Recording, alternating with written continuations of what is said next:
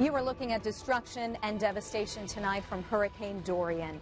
Right now, it is a Category 5 storm with sustained winds near 185 miles an hour and gusts up to 220 miles an hour.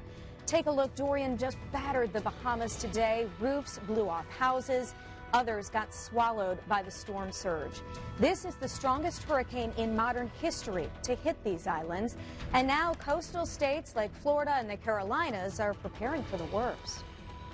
Right now, Hurricane Dorian is fierce.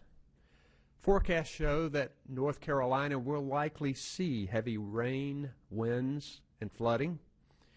And I urge everyone to take it seriously. The time to prepare is now.